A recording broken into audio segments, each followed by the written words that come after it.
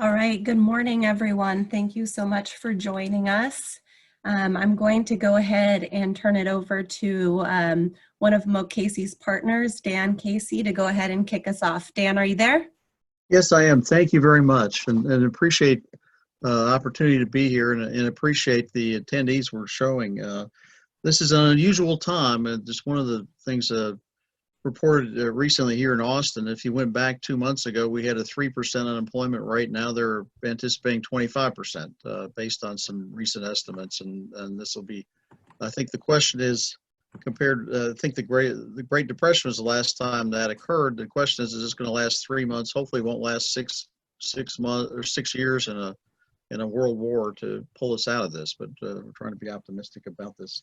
But it, you know, the presentation you have before you, and I think that we're fortunate to have Alicia, Monica, and Terry on our staff as far as pulling all of this together. I think really highlights a lot of the requirements that are out there outside of the finance world. And we've got a presentation this afternoon on the finance side. But I think what you've got, the guidance you're getting from TEA, and they're summarizing a lot of this, is really a focus on instructional continuity and how you do that in a world where you're counting on access at home and the various levels of instruction at home. And then part of this is how this ties back to the funding system. Now, some of the declarations TA's made, and we spent an hour going through this again this morning on the funding side, is that, they're looking at the first 4 of 6 week grading periods and counting for students. But you've also got a 75,600 hour requirement for instruction and how that's going to tie back into this. But the point is that they're going to take you through in this presentation a number of requirements the state's imposed. A lot of these are probably going to end up being compliance, or you're going to have to report on this. There's a number of reports and attestations and other things that they are requiring, and I think these are indicative of compliance with that, and I think that'll tie back to the funding system and review on that. But I really I was impressed with the breadth and depth of what they're about to present to you, so I'll be quiet and let them get the show on the road on this. But we really appreciate you being here. Thanks very much. Well, thank you, Dan, and good morning, everyone. I'm Alicia Thomas, and Terry Fauché and Monica Zdrojeski and I are really pleased to be with you this morning. And we want to thank you. We want to begin by thanking you for the incredible, inspiring work you've been doing for students and families and your communities across the state. We really stand in awe of the ingenuity, creativity, and energy you've brought to our new normal. So you were thrown into the deep end very quickly. So today we're going to dive in and show you some of the support structures across the state. We're going to cover 5 key topics this morning: the state of the state, how schools are at the center of the work, what TEA is providing with the COVID-19 guidance, a quick school board updates, and ending with federal USDE updates. So let's take a quick look at how we got here. Let's look at our dates. This all happened pretty quickly. Actually, I think it all began the week of March 9th. When we started that rolling spring break in Texas. A number of districts went on spring break on that Monday. By Wednesday, March 11th, the World Health Organization had classified the worldwide outbreak of the coronavirus as a pandemic. And then on Friday, that March 13th, our Governor Abbott declared COVID-19 as a statewide health disaster. And with that declaration, he authorized the use of all resources in the state needed to respond to COVID-19. Then on the following Monday, 1 week later, Governor Abbott announced that he had waived the STAAR testing requirements for the 2019-2020 school year, and he requested that the DOE, Department of Ed, waive federal testing requirements for the school year.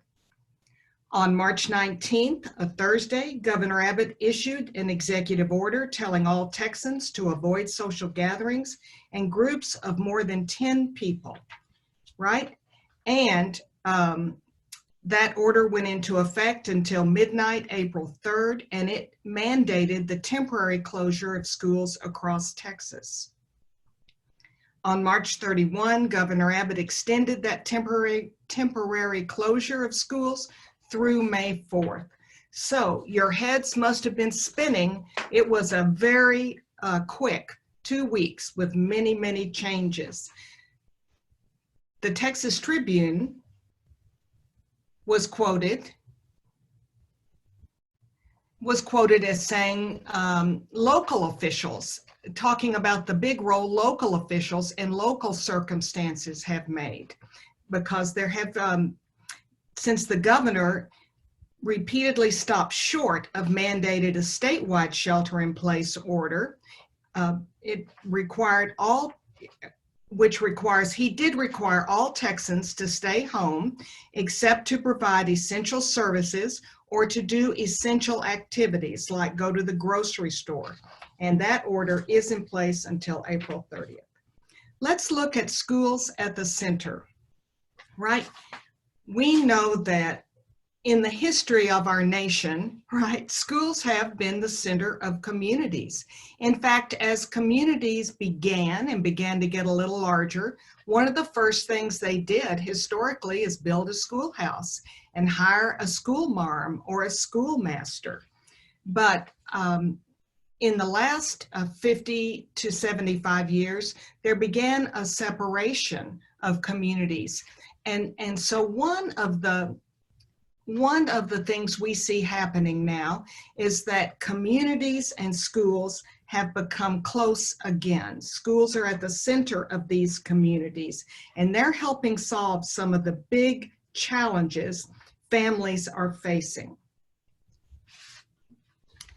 One of those challenges is homeschooling. Now, this isn't homeschooling by choice, right? This is homeschooling because of the coronavirus. And we found a couple of tweets that we thought really exemplified some of the responses we've seen. Shonda Rhimes said, "Been homeschooling a 6-year-old and an 8-year-old for 1 hour and 11 minutes. Teachers deserve to make $1 billion a year or a week." And Simon Holland said, "If you'd asked me what the hardest part of battling a global pandemic would be, I never would have guessed teaching elementary school math."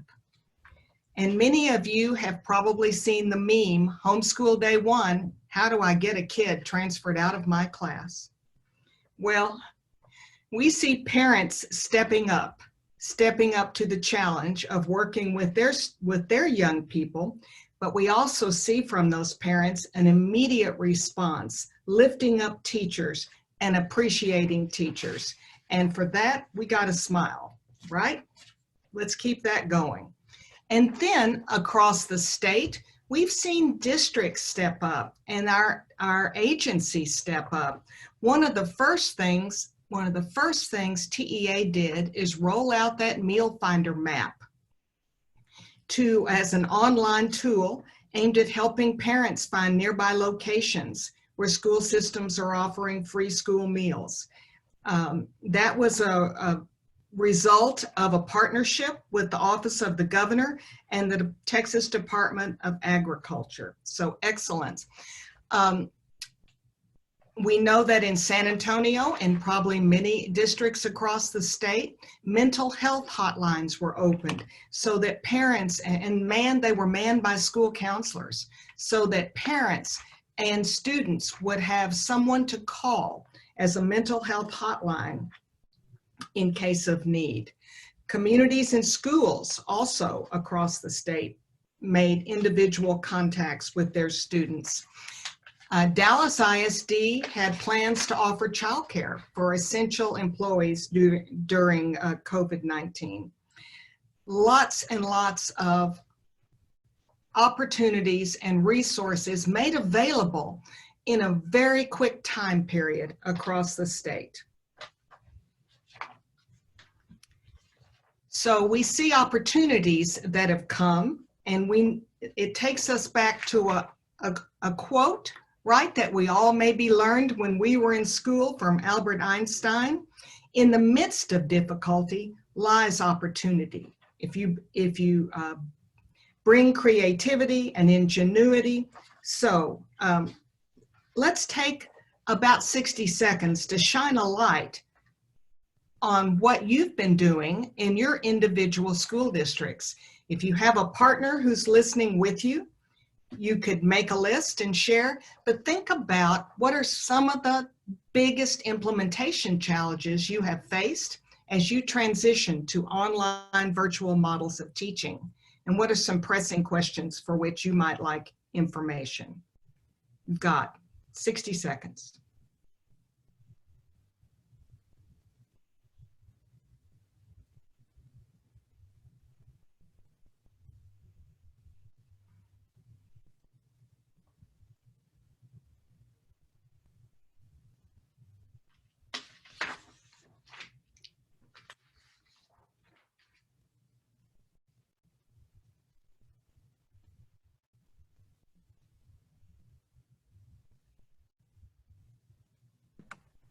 And feel free to share your responses in the chat feature as well.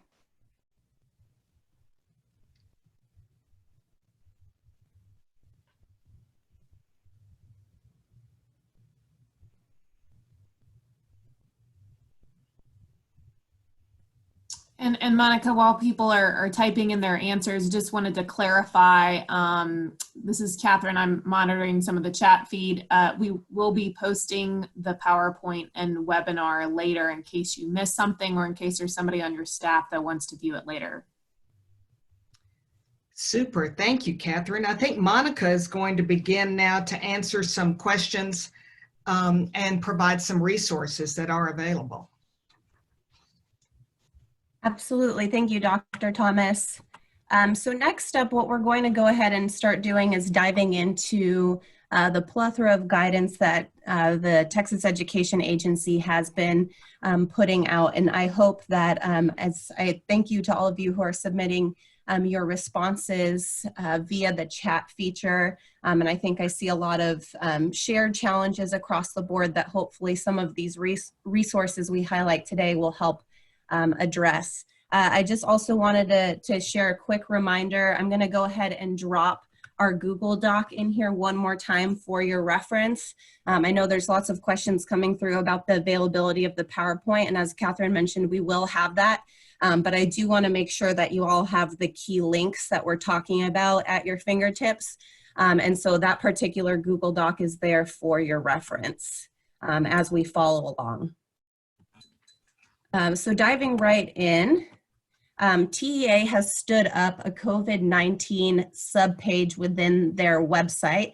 It's one of the first kind of features that pops up when you log into TEA, when you join TEA's webpage currently. And so they have posted a number of different resources and guidance documents within each of these categories. So they cover instructional continuity planning, SPED and special populations, the public health campaign that was launched last week, closure guidance and communication resources, assessment guidance, waivers and funding, staff and educator issues, school board issues, child nutrition, child care support for COVID responders, and some other miscellaneous resources and guidance documents, an archive of to the administrator address letters, and helpful links as well.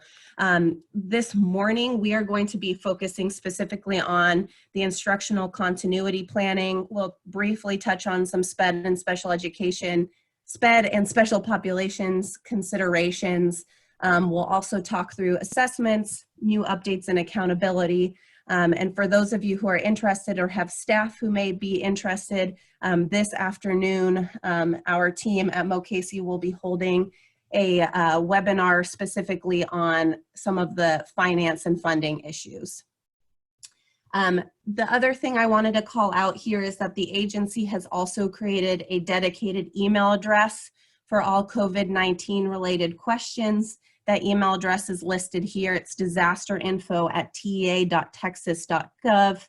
The agency is requesting that rather than using some of their different department emails, to email this one particular email address. And what they're doing is, instead of sharing individual answers to you, they're basically incorporating all of these questions into their FAQ documents.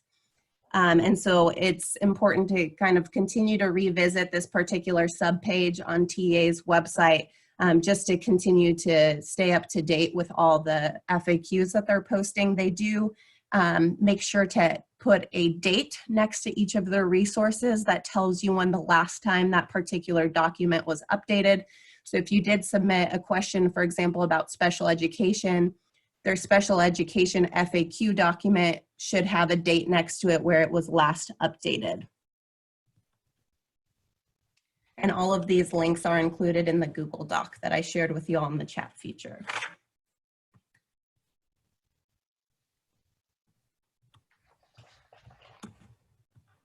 So moving on, we're going to dive right into instructional continuity. And I'm going to go ahead and turn it over to Dr. Thomas to kick us off. Thank you, Monica. And I think we want to give a shout out and kudos to our commissioner and to TEA for all of the ways they have responded and the huge number of resources that they are making available. As Monica said, there's a plethora there, and you will need to go through and see what works best for you. But they have provided almost immediately a lot of support. The goal of the instructional continuity planning is to effectively launch at-home schools, and with a focus on maximizing the amount of instructional time for students this school year, and to support student mastery of grade level standards. The agency is supporting districts in this work by providing planning and resource supports for districts across 4 distinct phases of work: assessing the landscape, designing at-home curriculum and instruction model, and operationalizing at-home schools, as well as providing ongoing support. Monica, if you'll back up one slide. Yes, there you'll see on the instructional continuity, accessing instructional continuity resource page, there'll be a link to dive down into that planning page. There is a link, for example, for special education and special populations, as well as a link for public health resources. High-level resources available for you. They're not mandatory, so it's an opportunity for districts to take what they consider to be useful. In addition, there is a series of webinars, instructional continuity webinar series, which began on March 30th with Phase 0 project management, and was completed, the Phase 4 webinar was completed on April 3rd. All of those are available. They're posted so that you can go back and listen to them as needed. We know this is not a straight line, right? It's a spiral. This work is going to be a spiral, much like our ELAR curriculum spirals through for our young people. We will be spiraling through each of these phases, because when you get to Phase 4, you'll go back and cycle and think about it in a new way, because you will have moved forward. So we know that throughout this particular process, as Dr. Thomas mentioned, we know that districts have been revisiting particular activities within the phases. So for example, I know that districts are still receiving requests for devices to be able to support their students with. And so we know that throughout the course, you all have been asking yourselves these particular questions and having to revisit particular different activities within the different phases of the instructional continuity framework. One tool that we wanted to particularly highlight is this instructional continuity planning tool, which is an Excel sheet, so it is editable. And I think it does provide a helpful resource for districts to use as they think through all the distinct activities for the particular instructional continuity framework. I think we also believe that this is a really helpful tool to start using for contingency planning with regards to, you know, what if we're not able to offer summer schools to our students? What if there will be breaks in instruction in the fall? I think it's really helpful to start planning for the future and the different contingency scenarios. And so this particular Excel tool was one that we wanted to showcase to really help with project planning and mapping out all the incredible amount of activities that you all are doing to make sure students and parents are having access to their instruction at home.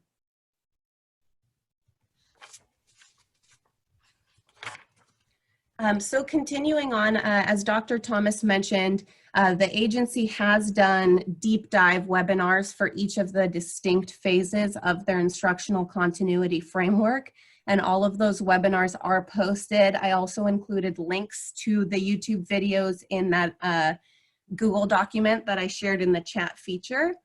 So what the agency has done is they have basically broken up each of the phases into sub-phases. So for example, here within phase 1, you have phase 1.1, which would be assessing at-home technology, access 1.2, assessing instructional delivery methods, and then phase 1.3 would be assessing access to quality instructional materials. Within each of these sub-pages, they have actually posted specific resources and guidance documents and examples from districts across the state. And so these are actually kind of resources and things that in the commissioner's superintendent phone calls, he's been highlighting and kind of talking through. And so we wanted to make sure just to remind you all of what resources are available. None of these resources, I do want to make sure to make it clear that none of these resources are, these are all optional resources. None of these are required for districts. If you have a instructional continuity system that's working incredibly well for your district, these are not specific things you all need to adopt, but rather they are meant to provide supplemental guidance to help as you may bolster some of the challenge areas that you all are facing as you continue transitioning a traditional classroom to a virtual environment. And so we're going to go through some of these specific resources as well. So one of the first resources that we wanted to go ahead and highlight, so for phase 1.3, assess access to quality instructional materials, the agency has stood up on their Texas Resource Review website. They have actually stood up a particular subpage for their home learning resources. And what you're actually able to do there is filter the results. You're able to really look for exactly what it is that you need. They, of course, have their disclaimer there, but that's one resource. They also have posted this database in a searchable inventory form in Excel. And so that's also available on the TA Instructional Continuity subpage as well. This is an example of what it would look like if you went to their instructional continuity subpage and chose specifically phase 2. So they have gone ahead and organized all of their phase guidance in such a way. They're using this acronym ITREAL to help classify each of the particular resources. So I stands for an information, which those particular documents are ones that actually reference statute or rule. T stands for template, R for resources, E for example, A article, and L list. And so they've organized for each particular phase and subphase, they've organized their resources and examples in a manner. And so what we wanted to go ahead today and do is dive a little bit deeper into the Texas Home Learning Network, which is a website that the agency has stood up to be a plug and play resource for districts. Of course, the agency is supporting, you know, the smallest districts to the largest districts across the state. And so they're trying to make sure that the resources and things they put forth are ones that districts can use regardless of size and that will be the most helpful and useful to you all. Again, intended to be optional resources, nothing that is mandatory in this particular home learning network that we're highlighting. And we have also included the link. The website is currently live. It's texashomelearning.org. And so this particular resource is one that the agency has developed as a contingency option for school districts. Again, if you already have a virtual learning system that's working really well, I know a lot of districts have already stood up their own specific virtual learning web pages. And so this is not something that you need to adopt as a district. And they really are intended to assist in the delivery of educational resources in this particular time of public health crisis. The website is intended to provide everything needed to execute learning. Users, when they go to that particular web page, will select their role, whether they're a parent or a student, teacher, or a district level administrator. They'll be able to select whether they want online or printed materials. So this is a great option if you already have a really robust online system at your district created for parents and students, but you've been getting a lot of requests for more paper-based packets. Perhaps you could utilize the Texas Home Learning Network specifically for your printing needs. You also would select the grade level of the child, and the website would actually produce 6-week plans with daily schedules. There's teacher support with progress monitoring, but again, wanting to highlight that district use of this resource is completely optional. The agency has been putting forth a lot of resources with regard to the Texas Home Learning Network. They hosted a webinar yesterday afternoon that already is posted, and I've included it in your resource document where they do a deep dive into this particular website. But we did actually want to take a couple of the agency slides and share them with you all today to kind of help synthesize the many resources they have available with regard to the Texas Home Learning Network.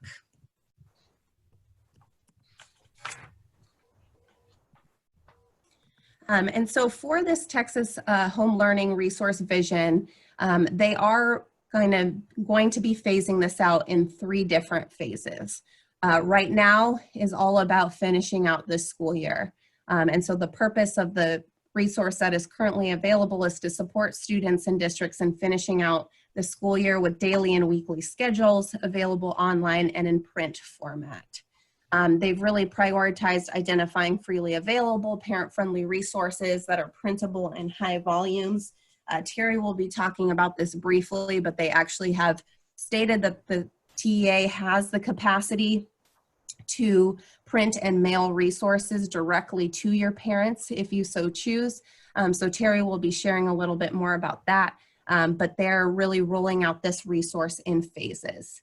Phase 2.0 is going to be the summer school bridge. As you know, I'm sure we all have recognized is, the summer slide is a very real reality that you all face as district employees working with students. And so I think the concern that we all are feeling now is that in addition to that summer slide, regardless of how great the virtual instruction is, it can't replicate students being in our buildings. And so there is this reality that in addition to really making up for the summer slide, we're going to be really needing to be targeted and intentional about making up for this slide that's resulted from our school building closures. And so for those of you that are interested in this version 2.0, this summer school bridge, please be chiming into those superintendent phone calls and providing your feedback in the next coming weeks so that the agency is really hearing from you all and making sure that these resources that they're providing and building out will be most useful to you all. And then finally, the version 3.0, again, the importance of contingency planning, I think, is really important to highlight here. We don't know how long this is going to last and if it's going to feed into next school year. And so it's really important to think through, what would happen if home learning needs to continue into the fall of school year 2020, 2021. And so they want to make sure to continue to be iterating on this model that they have created. And so that will be to come. I also wanted to go ahead and highlight kind of what level of detail you could expect. So this is an example here of those 6-week plans that I highlighted with these daily lesson plans.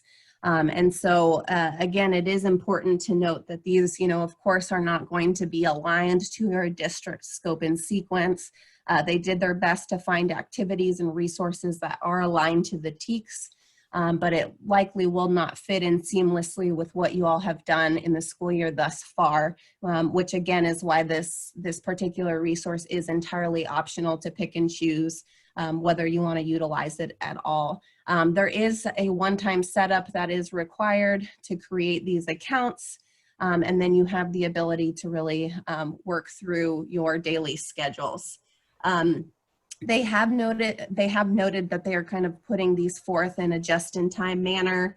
So right now they have focused on the elementary grades. So they have the week 1 daily schedules for pre-K through grade 5 for both online and print resources. They are working on getting the week 1 schedules for grades 6 through 12 up by the end of this week. And then by the end of next week, they're hoping to complete learning plans for all grades for online and print resources, as well as downloadable PDFs of grade level print packets. Another thing I do want to note here is they have mentioned they're going to focus on the core subject areas of reading and math.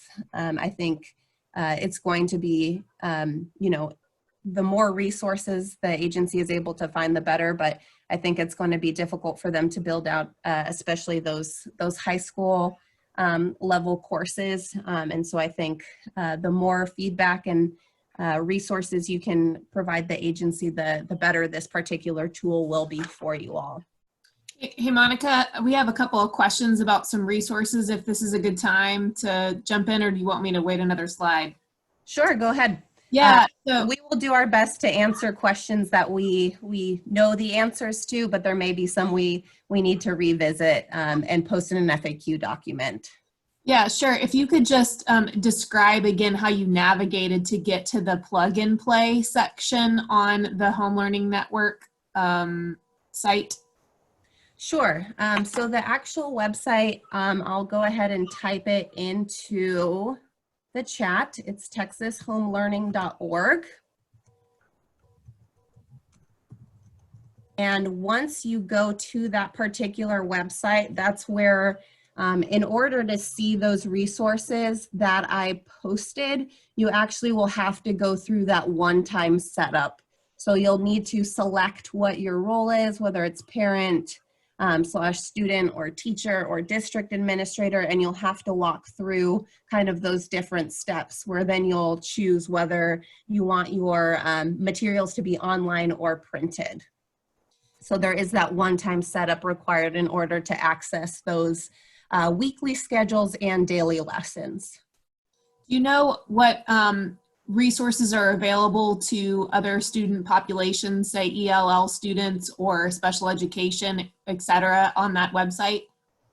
That's a great question. As far as I know, they haven't built out modifications for daily schedules based on students' needs, because those will be so variable. On your resource Google Doc that I shared, we did put in a document that has at-home learning resources for students with disabilities.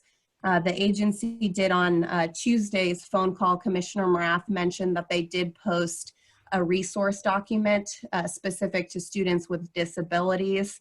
In terms of the integration of special education or English language learners into this particular Texas Home Learning Network, that would be something that it would require some further research into. Do you have any idea how much the costs of the packets per student are? I don't know if you've come across that information. I don't have that exact answer. I do know that the commissioner has mentioned that they believe that the cost of printed materials will all be reimbursable due to the current circumstances.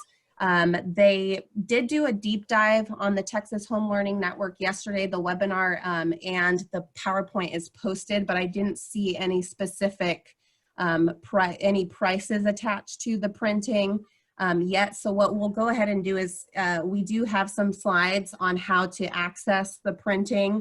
And so Terry will actually be talking through that shortly, just so you all know where to go and submit your printing requests. Great. Yeah, I think somebody mentioned that they potentially put out a cost on the webinar yesterday. I'm seeing several people say $20 to $45 per student. So again, double check that webinar, but I've had several people citing that as an example of a cost. And then just two other questions here, Monica. We've got a lot of engagement here. One is, what are they thinking about? What are repercussions if you can't stand up telepass testing right now? We'll cover that. Okay, great. Yes. Great. And then grading guidelines is another thing people have been asking questions about, and you can get to that in wherever that's suitable in your presentation. Perfect. Yes. Great. Perfect. All right. Thank you all so much for your great questions. All right, Terry, you want to pick it up from here?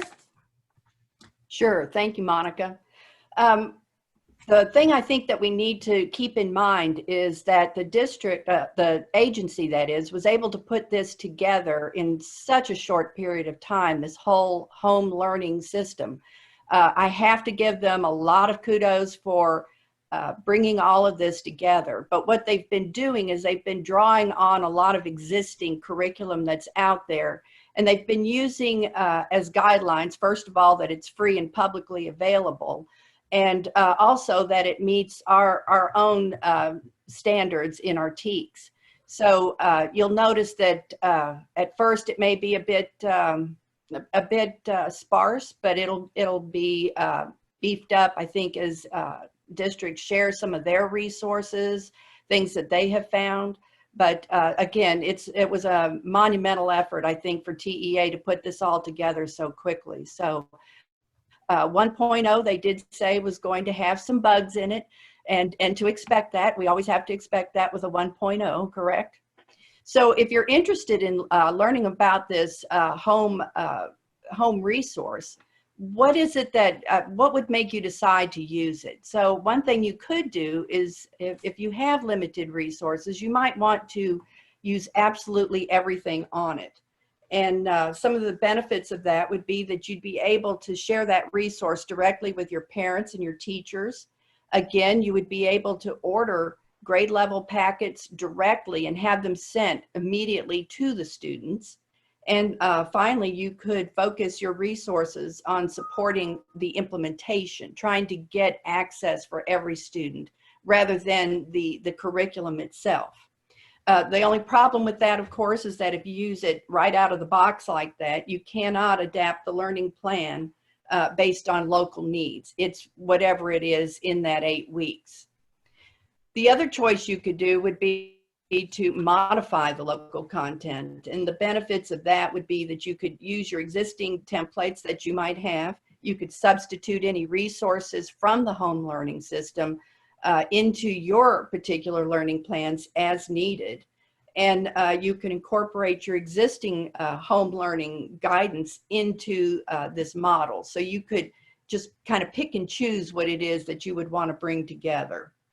The only problem there, of course, is that if you do modify it, you would not be able to just download everything and have it printed and sent directly to the students, because, of course, it would not have your local input into it. Now, you might want to, Monica, if you could go back a slide, I think it is, maybe one more. Yes, thank you. You might want to consider adopting it without changes, again, if you are limited in what you have available to you. And if you're more concerned about just trying to get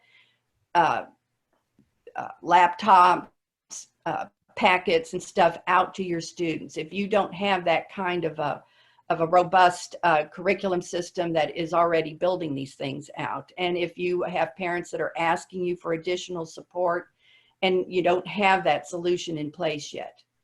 If you want to modify it, you might want to consider the modifications if you do have a lot of resources available, but you just need those extra resources. And if you've already got something that's in place for distributing and printing the packets for your kiddos, then that's not really a concern for you.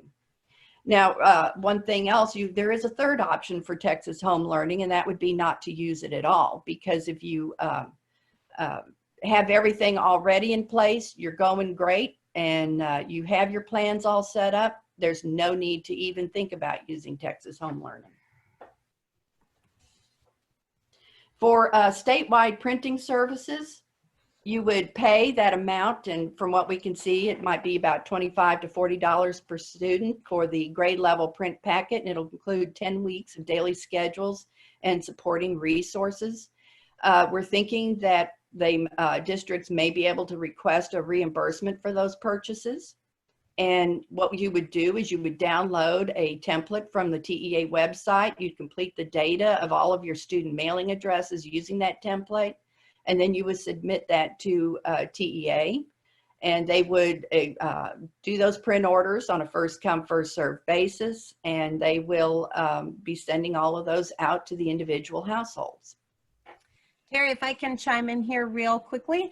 Sure. I also went ahead and looked at their deep dive webinar from yesterday. Thank you all for that information. That is correct. They are estimating that districts will pay a per student amount between $20 to $45 per student.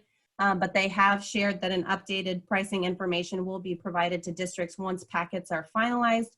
Another piece of information that I think is helpful to note here is that they will have Spanish versions of the packets available. And so districts will upload household language and student language PEMS codes when submitting mailing addresses.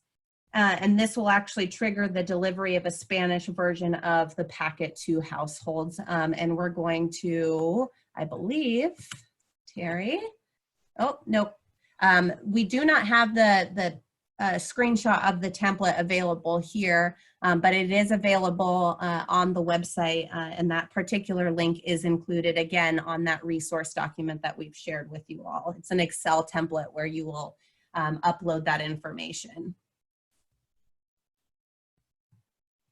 And really, just as a summary, the agency has just like with curriculum planning, they've done backwards planning, thinking about what success will look like, what will be the critical success factors for student learning, to begin with the end in mind, to connect the learning from this school year to online instruction, remote instruction, to provide the most continuous learning experience for young people, to maximize the use of existing and available district resources, and to create clear roles for all the stakeholders for the duration of this school year. As we look through this, it just reminded that this is an effort to put the wheels under our plan and to set that into motion. One additional resource that is on the next slide comes from our service centers, and you will find a link on the TEA site where you can click to any of these service centers, and it'll take you directly to region-specific guidance and resources that support this instructional continuity. It's continually updated, and so all of those links are ready and available for you. Next up, we wanted to talk about the Instructional Continuity Grant. That particular grant was launched on Monday, April 6th, so earlier this week. This particular grant opportunity is available for districts and open enrollment charter schools with at least one federally identified targeted support and improvement Title I campus. Those particular LEAs that have at least one campus that meets that targeted support and improvement in Title I criteria are eligible to apply for the grant funds. This particular grant fund is intended to help support the work of instructional continuity during campus closures. A couple of things I wanted to highlight about this grant opportunity. It's designed to provide supplemental resources to districts to support improved student outcomes on targeted support and improvement campuses. The purpose is to increase the capacity of a district to facilitate instructional continuity and distance, remote, and/or virtual learning for identified campuses affected by campus closures. The district awards will range between $10,500 and $2,200,000 based on the number of targeted support and improvement campuses. And these award amounts may increase based on the redistribution of unclaimed LEA funds. One other key important thing to note about this grant is that districts will actually be able to use the grant to cover any instructional continuity expenses that have occurred since March 13th. So again, there's that pre-award date of March 13th that you can actually use to reimburse yourself for expenses incurred. The grant is due May 22nd by 5 p.m. Central Time, and those particular grants must be emailed to grantapplications@ta.texas.gov. We have included the To the Administrator address letter that includes all of this key information about district award amounts as well as key deadlines, so that's also available in your particular resource document. Then we've been thinking a lot about the COVID-19 gap. Monica mentioned a little while ago, thinking about the summer slide. Well, we know that there may be a COVID-19 slide as well.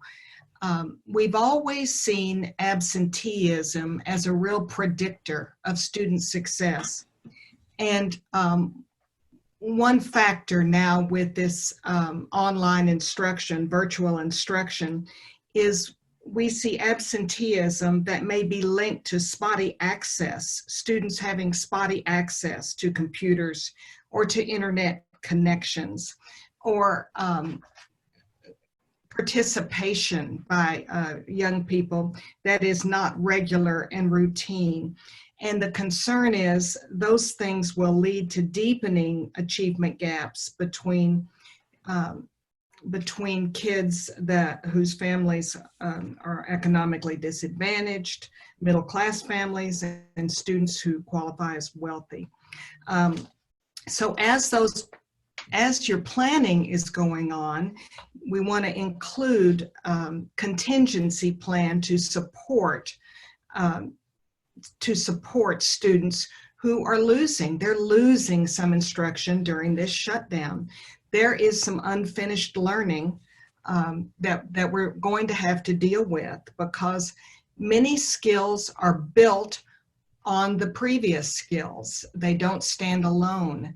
And that first-time instruction in the classroom with the teacher is so valuable. So as you're thinking about next steps and recovery efforts for next year in your planning, you may want to consider things like an extended school day, extended school week, to begin to address this potential gap in learning. And may want to begin some contingency planning for potential scenarios for school year 2021 as a just in case, so that we'll be ready next time. And then a third idea is to link into the social service networks within your community in order to connect efforts and across municipalities, and begin to strengthen the social service that's available for young people. It reminded us of a similar time, not similar in some ways, but we think back to other times in the United States where things have really been challenging. And it just, those of us who were students of history, like all of us, We found this Lincoln quote particularly heartening, right? The occasion is piled high with difficulty. We must rise to the occasion. As our case is new, so must we think and act anew.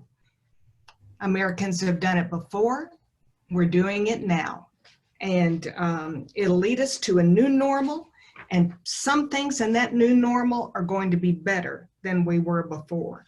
So take another 60 seconds to jot down for yourself the things that you've been doing in your district in terms of instructional continuity planning, right? We would suggest you think about some things you're proud of. You started off, right? You just dove right in and started off. What are some things you're proud of? 2 new ideas perhaps you've gained from this webinar or from colleagues around the state, and 1 next step you'd like to take within your district. Take about 60 seconds.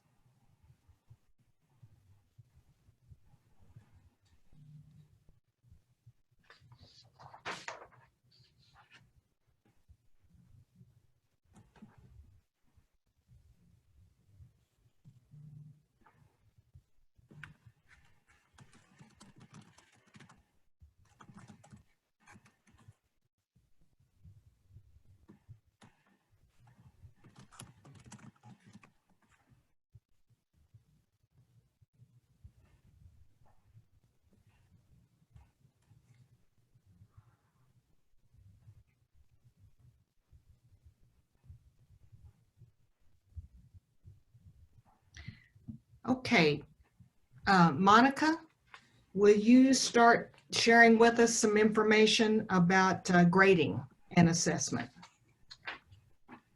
Absolutely. So next up, we're going to be spending some time talking about grading, assessments, and accountability. So first, when we talk about grading, we wanted to start by talking about what are the minimum requirements in the Texas Education Code. And so at minimum, the Texas Education Code requires that school districts at least once every 12 weeks give written notice to a parent or guardian of a student's performance in each class or subject. Districts have the authority to determine how they will provide this notice to parents for the remainder of this school year. The TEC also requires districts to at least once every 3 weeks or during the 4th week of a 9-week grading period, give written notice to a parent or legal guardian of a student's performance in a foundation subject if the student's performance in the subject is consistently unsatisfactory.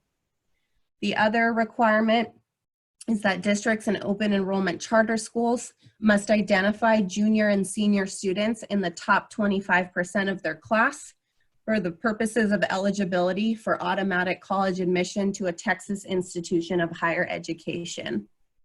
So these are the minimum requirements, again, that are included in the TEC. However, it's important to note that districts have board policies that specifically dictate grading and graduation policies and class rank. And so we'll be talking about where to find those in terms of your distinct district board policies. It is also worth mentioning that in some cases, your board may have given authority of grading decisions to your superintendent, but all of those would be found in your board policies, so we'll go into that specifically. That being said, TEA also has published some guidance on grading and graduation requirements. This particular link is available on your Google Doc under the section on grading and assessments.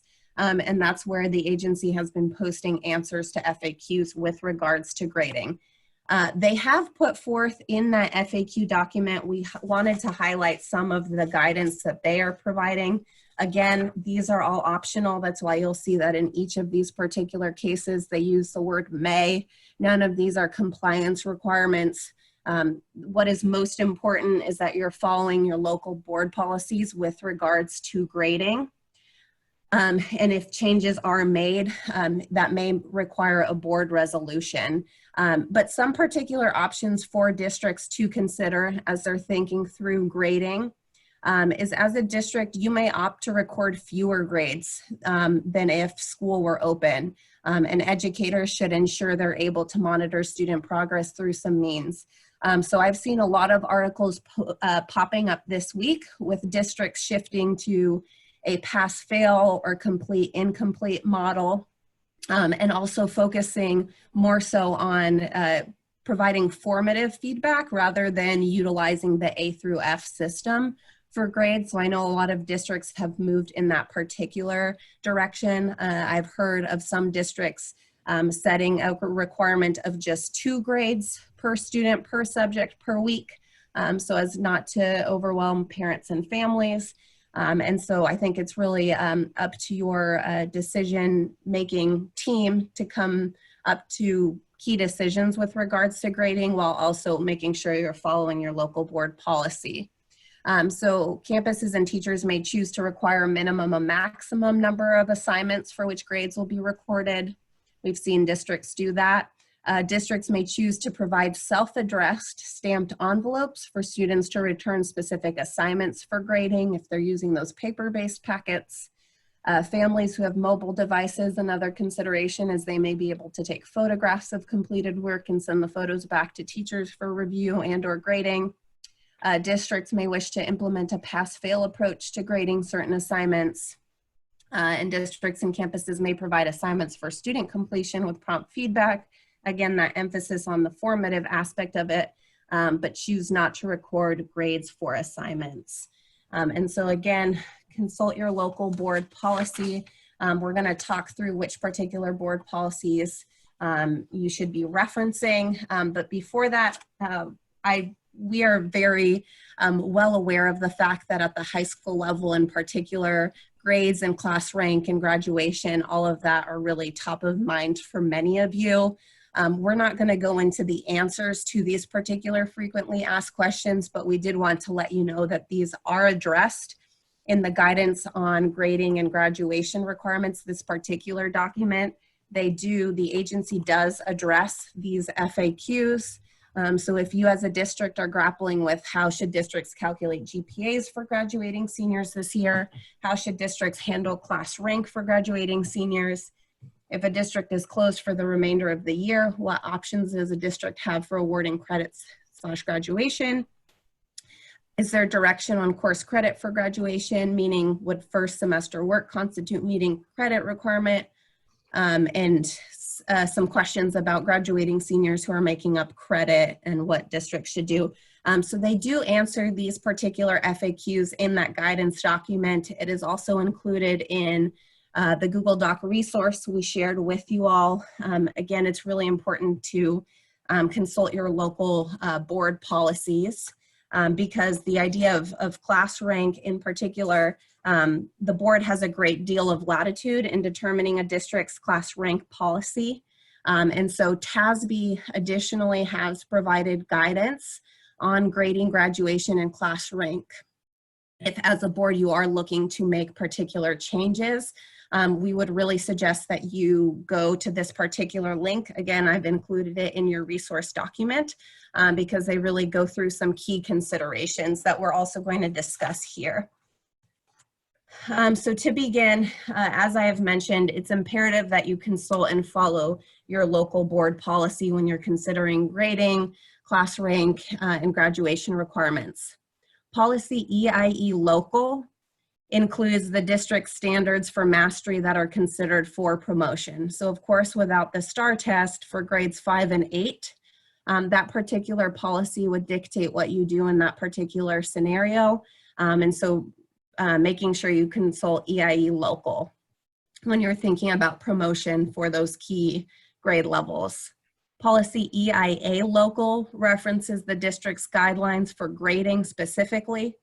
So this is where I mentioned in some cases your board may have given your superintendent authority over making grading changes. In other cases, you may need to do a temporary board resolution to make sure that you are officially kind of changing any grading policies temporarily through a board resolution. Policy EIF legal includes provisions on the IGC process. So we know without EOCs, We're expecting to see an increase in the IGC process for students to meet graduation requirements. And so consult that particular policy for the IGC process. If your district is looking to temporarily adjust local board policies with regards to grading, class rank, promotion, any of those things I've mentioned above, TASB is recommending revising the local policy through a board adopted resolution. There are samples of these board adopted resolutions included in that TASB guidance document. So that's a really helpful resource. The TASB website, which I also have linked in that particular resource document, has, as many do, has a COVID-19 resource specific page with a lot of different guidance documents for boards during this time period. Another really key point we want to emphasize here is just the necessity to communicate and over communicate any changes to students and parents. Grading, of course, is something that parents are oftentimes really concerned about. And so any changes that a district makes to current grading guidelines to accommodate distance learning should be communicated directly to students and parents. I know there's a lot of districts have been passing temporary board resolutions this week to change how they do grading and making sure that, you know, parents are hearing that directly from the district and not hearing it from their local media, I think is a really, really important point there. Another key recommendation that TASB has is that a district really changes only those policy provisions affected by school closures due to COVID-19 to really minimize disruptions. So as I mentioned, I've been seeing a lot of articles in newspapers this week with different districts having their board adopt temporary resolutions. So I know Arlington, Austin, and Fort Bend ISDs, all of their boards approved changes to grading policies this week. Students in Arlington School District will be graded based on progress, participation, and commitment to coursework because of the campus closures. Austin ISD moved to a pass incomplete grading system. They chose to not include grades from this semester into GPA calculations, and they made the decision that senior class rank will be based on last fall's grades. Again, any of these changes have implications for our students and families, so just making sure that everything is really clearly communicated and just making sure you're following your local board policies as well. Alicia, would you like to chime in with some practical knowledge here from your years of experience? Well, I've just been, as we talked about this, as a former chief academic officer, I think this might be a place where it could be helpful to you to talk with colleagues in neighboring districts and to get an idea of what's happening across your region. Parents do talk across districts, and sometimes working together like that can help with communication. How is feedback to students going to be provided, as well as feedback to parents? And then Monica mentioned the importance of communicating with parents. And I would just echo that and say to communicate multiple times and in multiple ways, because one thing we're hearing is that parents are overwhelmed, as we can all understand. And they may need to hear that information a number of times to have a clear understanding of the process the district will have in place. Thank you, Dr. Thomas.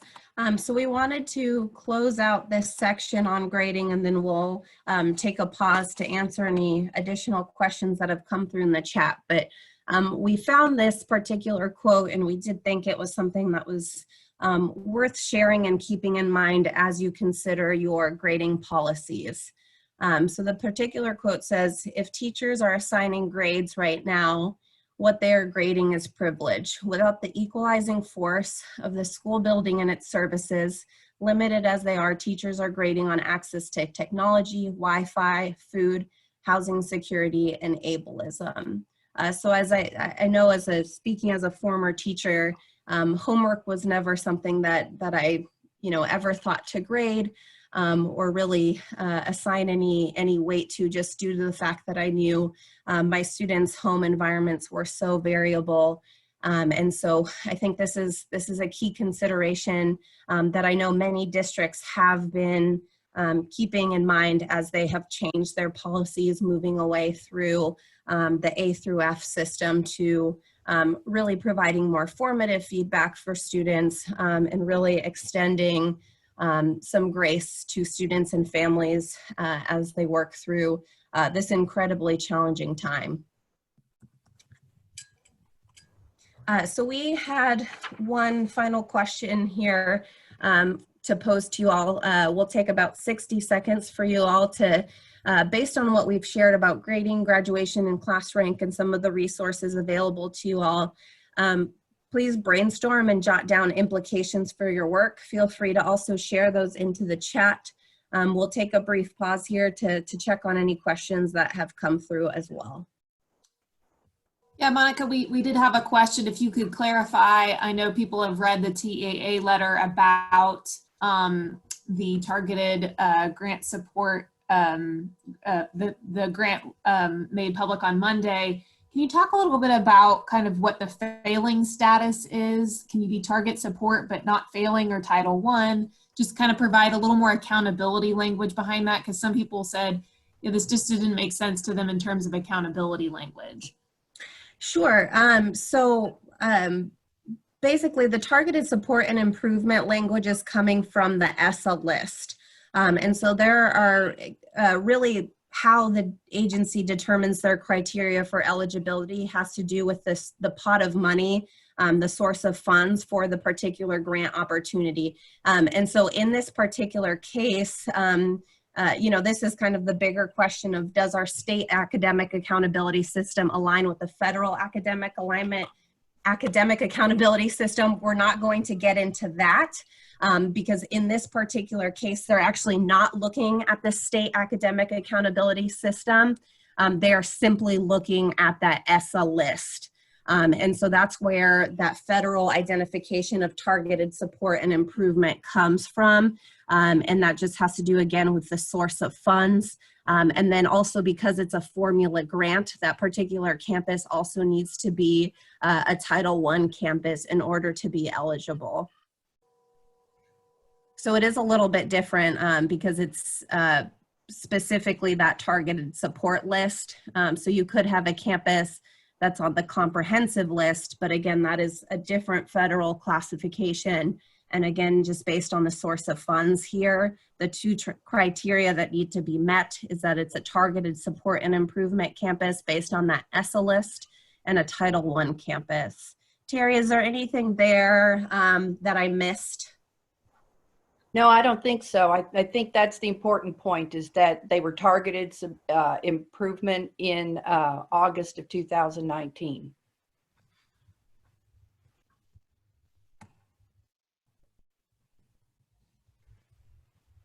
All right, I'm just checking to see if we had any other questions come through.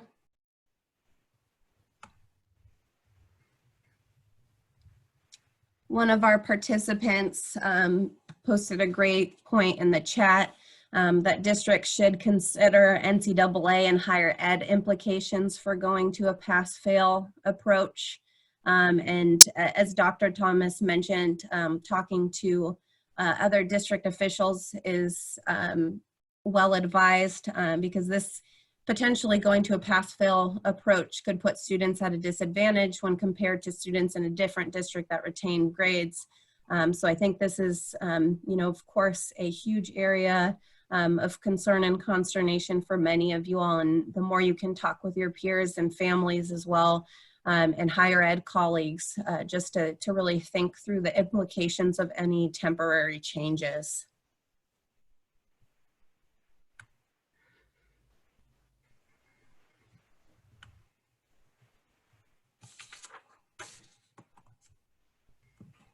All right.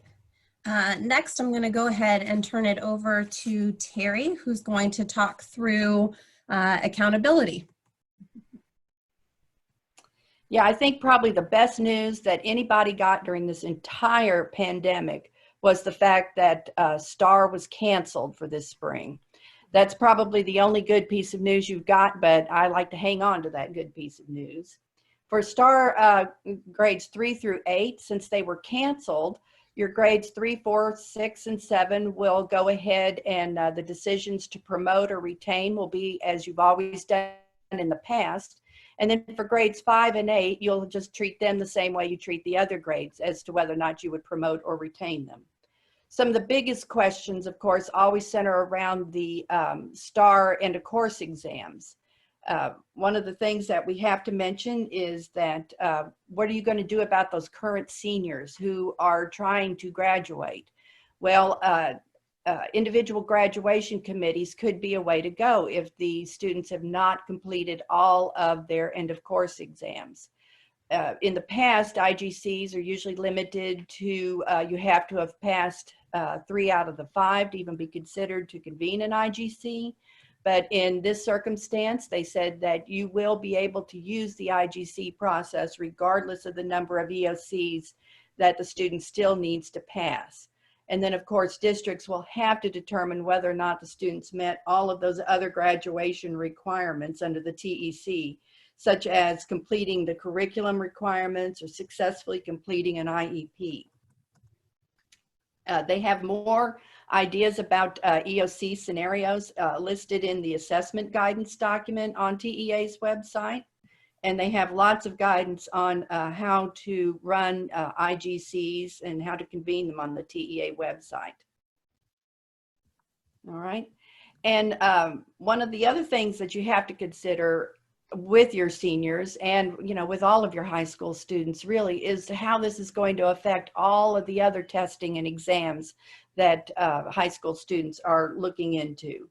So for example, all of your AP exams that were in May, they've been allowed to administer those online and at home.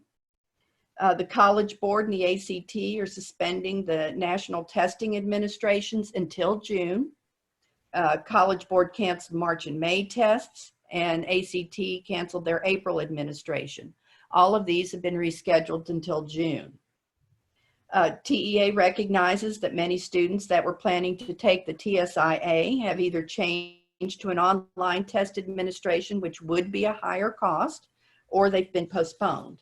And TEA will reimburse districts for both the TSIA test fee and any proctor fees for the online version for students who are impacted. We have to talk a little bit about those reimbursement fees.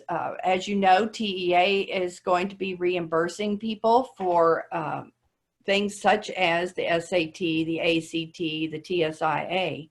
So for any seniors that you have, they will be eligible for reimbursement if they take any of those 3 tests, SAT, ACT, or TSIA, from September 1st of 2019 all the way through August 31st of 2020. And for juniors, it'll be from January 1st of 2020 to August 31st of 2020.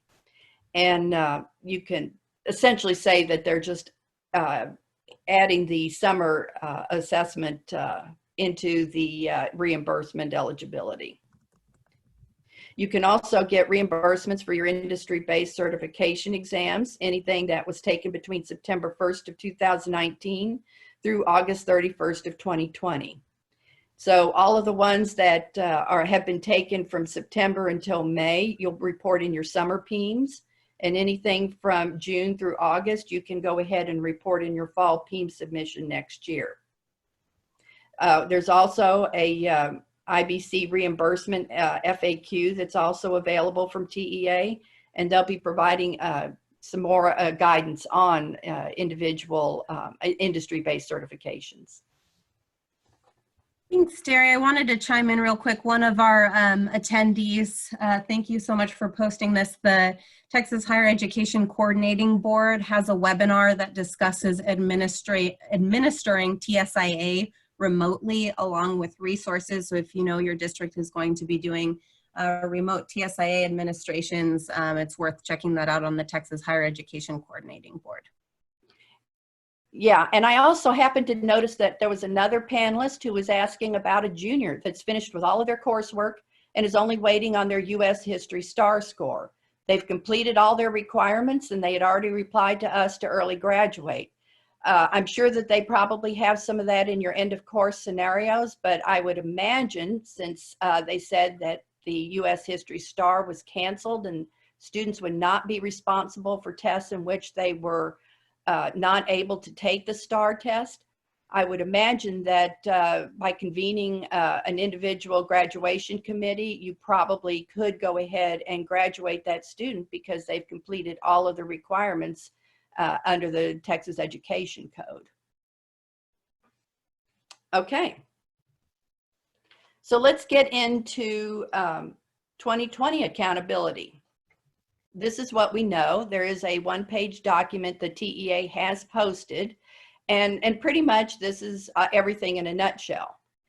Everybody, districts and campuses, will be given a ratings label of not rated, declared state of disaster.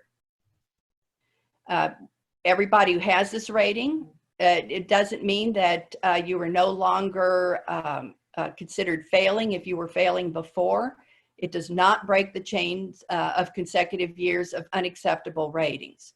So campuses, campus sanctions and interventions will continue through the next year. So if you were year 1 improvement required or year 2 this past year, you will remain year 1 or year 2 in the following year. Now, some campuses who believe they might have been given an acceptable rating in 1920, I'm sorry to say that you'll not be able to use some other data to request the removal of those campus sanctions and interventions. You will have to continue. CCMR data will only be used for reporting purposes for the taper and will not be used for any 2019-20 ratings. Due to those delays and everything, it's understandable that they would not be able to actually do that. And since we're not actually being given a rating, that would be something that I think would be fairly logical there. And what about the use of any of that lagging data that might be affected during all of those test cancellations that I was just talking about during 1920? They've have yet to be determined how they're going to handle all of them. And TEA has asked the USDE for guidance on some of these indicators, particularly since that's being used in our federal accountability system as well.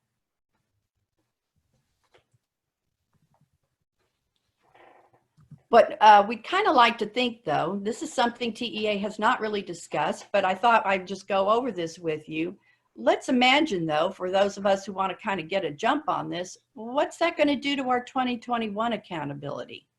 So I'll just walk you through all of these domains and just kind of share with you kind of our thoughts on it, and feel free to think about it. None of this, of course, like I said, has been talked about by TEA yet, so there's no official documents or anything that have come out about 2021 accountability, but let's think about it. So in our student achievement domain, we usually use STAAR. That would be the 2021 STAAR data. So there would probably be no impact there, assuming that the 2021 school year has no interruptions like we've had this year. Our graduation rates would be based on the class of 2020. There could be a small impact to our graduation rates for 2020 due to the use of our IGCs. They may be higher, they may be lower. And finally, the CCMR data. Currently, they're scheduled to use data from school year 1920, and that could have a major or minor impact due to the postponement or cancellation of all of these different exams that we talked about. And again, TEA would probably have to give us some guidance on how CCMR would figure into our 2021 accountability. They could go so far as to use data from the 2018-19 year, but that's something that we'll have to get guidance from TEA. If we look at the school progress domain, you know, as you recall, we have two different areas under there. We have the student progress or growth, which would have as the current year, 2021 STAAR data. The prior year that they would use for growth obviously becomes a major impact since we don't have that. And I'll talk about that in just a second. But if we just kind of slide over to the relative performance, you'll see that, again, it would be using the class of 2020 in our CCMR. And so that, again, would have some kind of unknown impact. And then STAAR would be our 2021 data as well. If I go back to that student growth, though, let me just kind of throw something out there for you. TEA has kind of allowed for that. If you look at their document on calculating the STAAR progress measure, they actually have gaps in this particular document that show what they do if a student skips from grade 3 to 5, for example. And they actually have numbers for what the score was in grade 3 compared to the score in grade 5 and what you would need to actually be able to determine progress for a student. Now, one thing I have to caution you about is that these particular skips in grades, I think that TEA developed these based on very small populations of our kids who have skipped in the past. And so this may not be something that they want to rely on to determine student progress. All I'm saying is that this is an option that TEA may choose to use, in which case we would have student growth and we would be able to calculate that. And I think that's a very important point that I want to mention, because of the fact that a lot of districts and campuses have used that student growth in order to satisfy the school progress domain rather than relative performance. We went ahead and we looked at the different school types to see how many campuses and districts used the student progress rather than the relative performance to satisfy the school progress domain. In districts, we saw that about 14% of districts use the growth measure. Elementaries, 35% used it. Middle schools and junior highs, 20%. High schools, 22%, and K-12, 18%. Now, if you think about elementaries, and if you're an elementary school that goes from K to 5, you would not have your growth measure for grade 3, which you never do, but you would also not have a growth measure for grade 4 because there wouldn't be anything prior to grade 4. Last year being 3rd grade, and then of course the year below that being grade 2. Also with high schools, it probably would not work regardless, because you would only have the ELA 1 to ELA 2 measure, and with the ELA 1 being canceled this year, kids in ELA 2 would not have the opportunity to have a growth measure. So it remains to be seen if the agency decides to use anything there for student growth. Finally, the last domain we have, of course, is the Close the Gaps domain, which is also our federal accountability. If you look at the academic achievement component, that's based on STAAR 2021 data. So again, there's no impact. The growth status, we've already talked about whether or not they use that student progress. And for the high schools and districts who have graduation classes, again, it would be similar to what we saw in the student achievement domain. The English language learner component would always uses TELPAS data, and there could be an impact on that if some students are not able to complete all 4 pieces of the exam this year in order to get a composite score in 2020. And finally, the student success school quality component. Again, we've talked about STAAR. For those of the elementary middle school level, they would be using STAAR, and that would be, again, the 2021 STAAR. And then finally, CCMR would be based on all of those things that have been delayed, and so it could have a major or minor impact depending on how TEA chooses to handle that. So I thought that would be interesting just to give you all that quick idea of what 2021 accountability might look like. Good to be thinking about it then.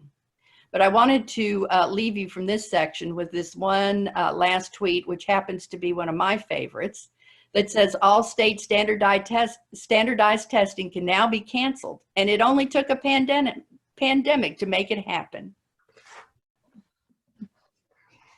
We never thought that would have been possible.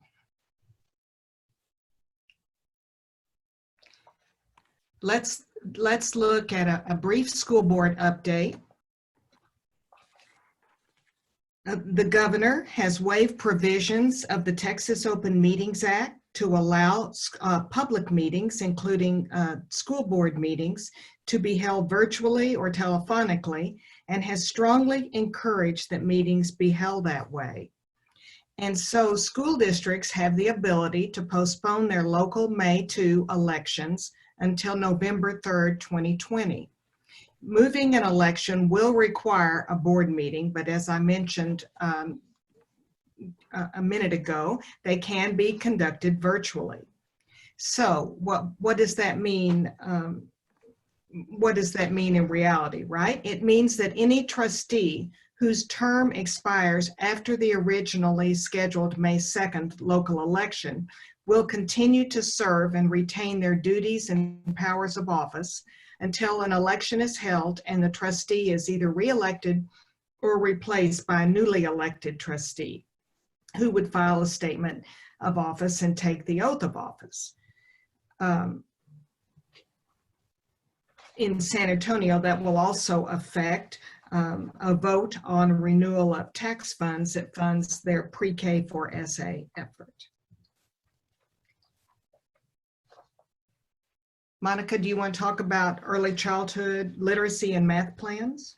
Yeah, absolutely. And one update there is the Texas Secretary of State is actually now instructing municipalities to delay their May 2nd elections until November 3rd. TASB has recently issued guidance on postponing your May elections. We have included that in your resource document as well. So if you know that your board is looking to, as they are being encouraged to do so by the Texas Secretary of State, there is guidance on that in your resource document.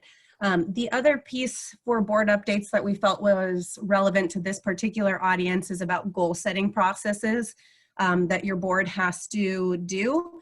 And so specifically, we wanted to highlight the requirement in House Bill 3 to have early childhood literacy and math plans, as well as your CCMR goals. And the agency has announced that those board adopted plans containing goals in early childhood and CCMR, that deadline has been extended until the first day of instruction for the 2020-2021 school year. And so that is pushing it from the end of this particular school year to the beginning of next school year is currently where the deadline stands to have board approval on those House Bill 3 required goal plans. Next, I know we're running close to the end, but we just have some quick relevant updates to share with you all, and as well as a quick overview of some federal USDE updates. So we'll try to go through this as quickly as possible to be respectful of your time. But again, if you do need to hop off, we will make sure to share the PowerPoint and webinar recording as well. Quickly, some relevant updates. The full day pre-K waiver deadline. So that's the full day pre-K as required under House Bill 3. The waiver, if you know you will not be able to provide full day pre-K, has been extended to July 1st, 2020. They have also, in an early childhood guidance document that I've included in your resource document, they have included an FAQ about pre-K registration as well. For reading academies. So currently reading academy activities are remote and they are proceeding as planned. TEA has mentioned that they're going to continue to assess and address timelines on a weekly basis. But at this point in time, all previously communicated reading academy timelines are still in effect, in part because reading academies were always intended to be an online accessible experience.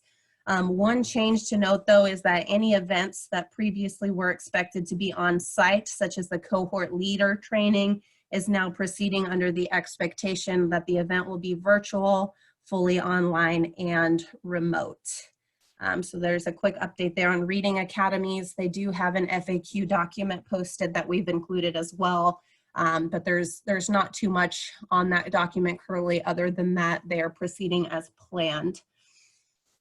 SPED and special populations. This particular area, we linked all the TEA guidance documents as well as some guidance document from the USDE. But the key point we do want to highlight here is that LEAs continue to have an obligation to serve their special education, English language learners, and other students in special populations.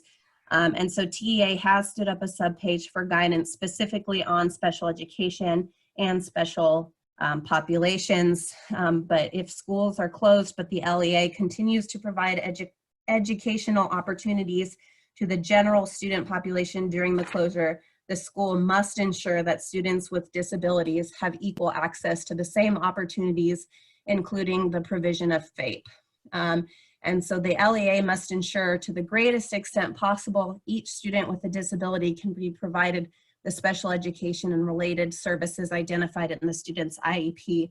And again, I would highly and strongly recommend looking through the documents that TEA has posted. As I did mention, they did stand up a resource document earlier this week that is linked in your set of resources, specifically that targets at-home learning resources for students with disabilities. I know we had a question earlier about TELPAS. I wanted to go ahead and quickly address that. That is one of the FAQs that they've included in their TELPAS and LPAC guidance document, which I've also included in your resources. But I wanted to call out one particular FAQ and share that live with you all. So as many of you know, they have extended the deadline for TELPAS through May 29th. However, I think many of us are planning for the contingency of, what if we are unable to complete all 4 domains of TELPAS? And so one of the FAQs addresses this. So the English language proficiency assessment component of the reclassification criteria cannot be fulfilled with partial TELPAS data. If all 4 domains of the 1920 TELPAS cannot be completed, the LEA may administer the lost links assessment only to English learners with potential for reclassification with an extended testing window through the first 30 calendar days of the 2020-2021 school year. So for grade 1, that would be listening and speaking. For grades 2 through 12, that would be listening, speaking, reading, and writing. It is important to note that TELPAS and lost links scores cannot be combined to meet reclassification criteria. The last particular resource we wanted to highlight here is the superintendent response checklist. The regional service centers have done great work across the state of not only standing up their own COVID-19 resources, but also actually putting together a comprehensive superintendent response checklist. It is not an exhaustive list of all requirements and responsibilities, but it does help districts have the key items for consideration throughout this unprecedented time. I'm going to check and see if we have any new questions in the chat. All right. I think somebody wanted you to repeat the bit about goals. Sure. So the goal setting processes the board goal setting processes have been postponed. So House Bill 3 requires boards to pass the early childhood literacy and math plan, as well as a CCMR plan with particular set goals. Many of the guidance documents, I would refer you if you need more information on those particular on that particular goal requirement. Catherine, if you don't mind dropping the House Bill 3 and 30 link in the chat, that's where the agency has posted a lot of guidance around what these board goals need to look like. They have templates with examples of goals, but the key piece of information that has changed that we wanted to highlight is initially, the deadline for these goals to be approved by the board was the end of this school year, 1920. But due to COVID-19 closures, they have actually extended that deadline. So your administration and board has until the first day of instruction of the 2020-2021 school year to get those goals approved by your board.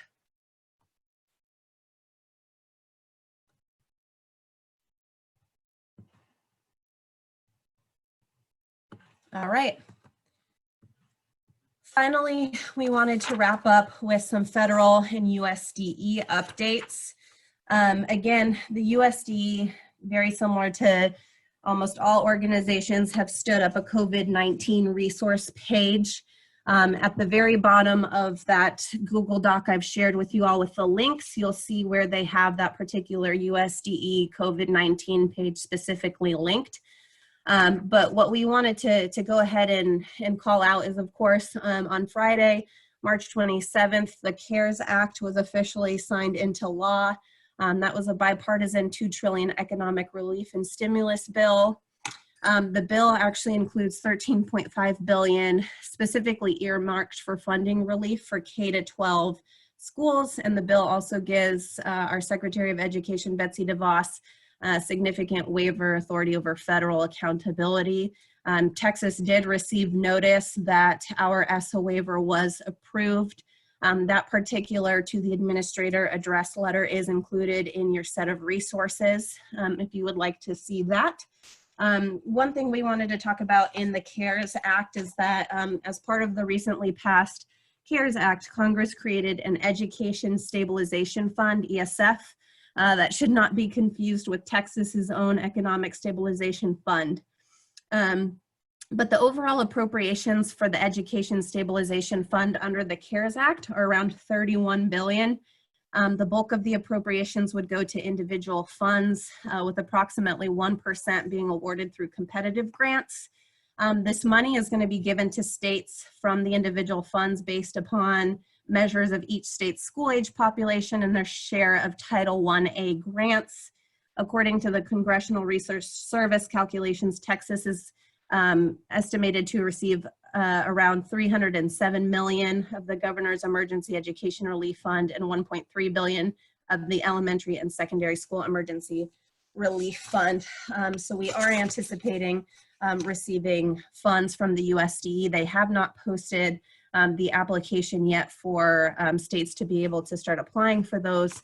And so for further information about that, I'm sure our finance team will be much better equipped to talk through that than I am, but just wanted to share that, you know, TEA is anticipating receiving a good amount of these funds and then distributing them onto districts. TEA is only able to hold on to 10% of the funds, and the other 90% needs to go directly to districts.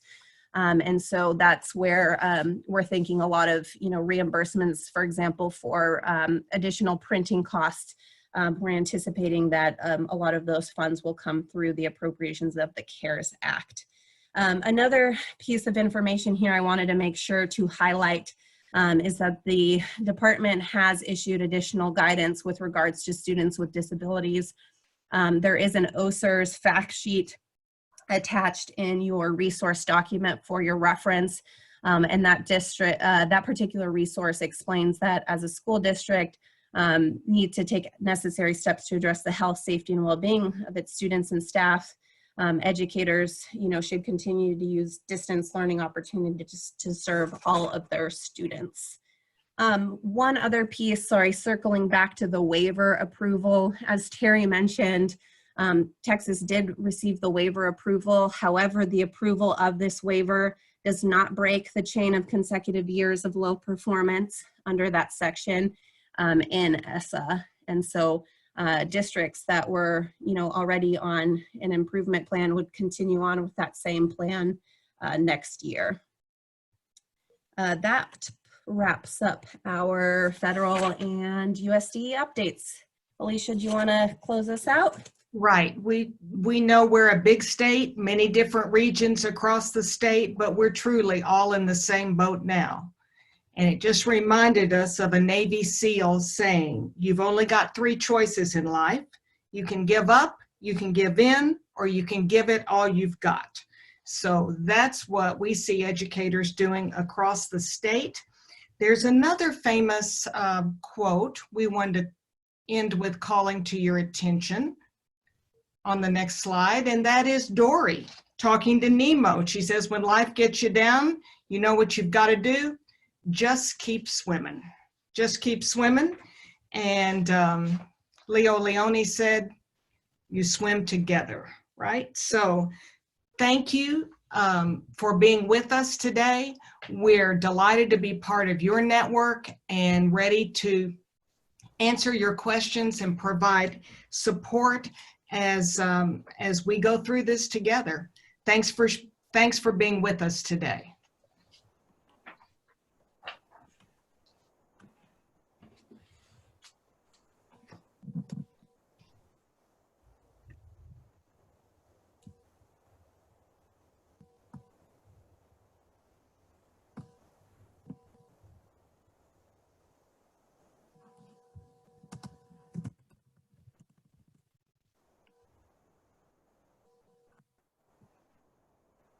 Josh and/or Catherine, do either of you want to give a quick plug about the finance webinar this afternoon so folks on the call can share it with their colleagues? Yeah, sure. So just as a reminder, this presentation, as well as the finance presentation that will be presented later this afternoon, will be available, as well as the PowerPoint. I know I've seen some people on the chat asking. And then I'm sure that there'll be some additional questions that maybe escaped our notice on the chat board that we will answer subsequently. Anyway, but yes, here in just a little bit at 1:30, from 1:30 to 3, we're gonna have a finance presentation going over everything and that relates to finance and waivers, both state and federal issues. So please join us, encourage your CFOs. There should be a link in the invitation that you were sent that had this Zoom link. There should also be a finance link in that same email that you're welcome to forward to your CFOs.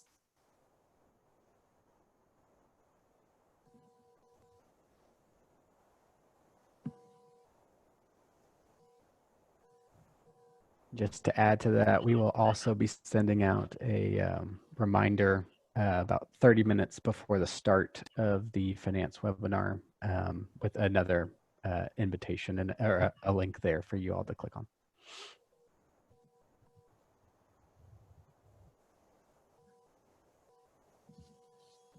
We'll go ahead and keep this webinar live as well as the chat feature live for about 5 more minutes in case anyone wants to submit some last minute questions, and then we'll go ahead and close out this particular webinar. Thanks so much for joining us today.